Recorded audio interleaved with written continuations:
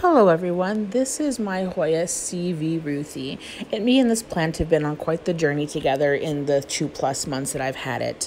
So I thought I would give you guys a little story time, so hopefully you can learn something from my mistakes, because let's face it, no plant person is perfect, no plant care is perfect, and everyone has declining or unstable plants, and we need to normalize talking about that. Not everything is Instagram perfect in life, and this is an example of such. I purchased this plant from the Little Urban Plant Shop.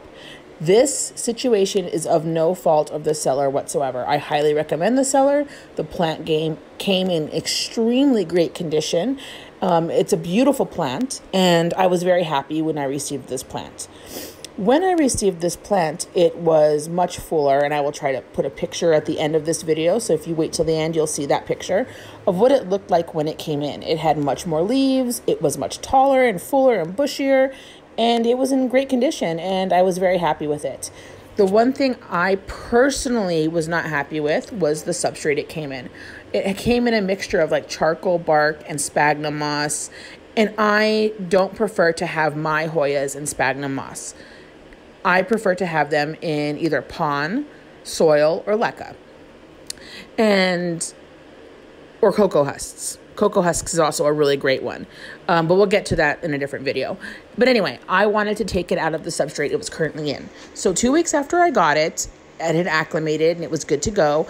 I decided to unpot it, check the roots out, which I had no concern about the roots. The plant was doing great.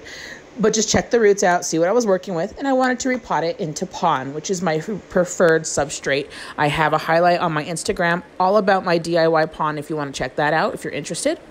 But anyway, I took the substrate off of the plant. I put it into my DIY pon, just like all my other plants that I've done, and I set it in a warm, bright spot, and I just let it chill. Usually a plant typically could look a little sad after being repotted into something like leca or pon, because the plant does have to grow water roots in order to thrive in that kind of environment. So when my plant started looking a little sad, I wasn't worried. I continued with my general care. I left it alone in a bright, warm spot, and I just waited for it to make the turn towards the better. Needless to say, that did not happen.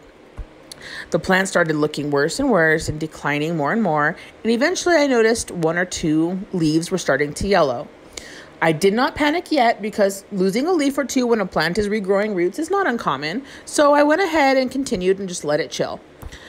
Once it started losing 3, 4, 5 leaves, the baby leaves it was growing started dying, the actual stem from the top started turning yellow, coming down towards the pot.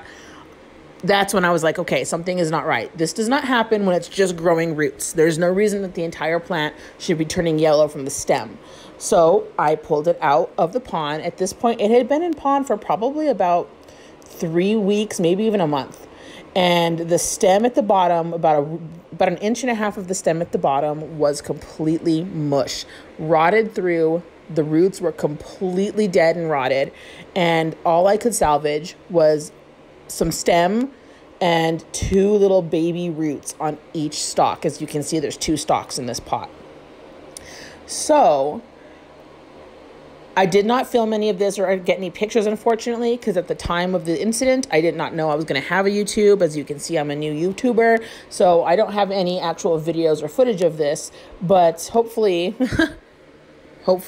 I will get pictures of something else in the future that I can make another video on so you can see what I'm talking about. But I decided, well, this plant in my particular environment does not like pon. I'm not even going to try leca, because that's the same kind of a water-rich environment. And this plant grew great in soil for the person who sold it to me. So I'm going to go with soil. I went with the Della Tanks mix. I did add a little bit of horticultural charcoal to it, because that's just my preference. I have really hard water, and I don't know if it helps or not, but I feel like in my environment with my water, it does help with hard water. So I went ahead and mixed a little bit of charcoal into the Della Tanks mix, and I repotted the plant in this orchid pot that has the holes, hoping to get some aeration to the roots and to the area. And I put it on my heat mat, and I put it in an eastern window, and I let it chill. This is the top leaf, the only leaf I had at the top that lived. It's beautiful. The leaves are so fuzzy and they're so great. I wanted this plant to live so badly. I did pay about $60 for this plant. So on the grand scheme of Hoya prices, probably not too high, but high enough that I definitely didn't want to just say, oh, well, it's dying, forget it. So I left it on my heat mat in the eastern light, and I lightly watered every week when the soil was dry, and I just left it alone. I let it work out its life. I knew that it was going to be growing new roots, and I was a little worried the plant was not going to make it. Like I said, the stem was turning yellow. The leaves were all turning yellow. It was, it looked bad. It looked like it was on death's door, like, if we're being honest. I had hope, but not enough hope. So I waited and waited, and eventually, yes, this plant did pull through. It is actually rooted. It's turned green again. There's still a couple yellow spots on a few of the leaves that I don't know if it'll revert, but it did really well, and it looks like it's going to pull through. You can kind of see the substrate in that picture there. Thanks for joining me. If you have any questions, please leave them in the comments below. Remember to like and subscribe, and I really appreciate all of you for checking this out. Thank you.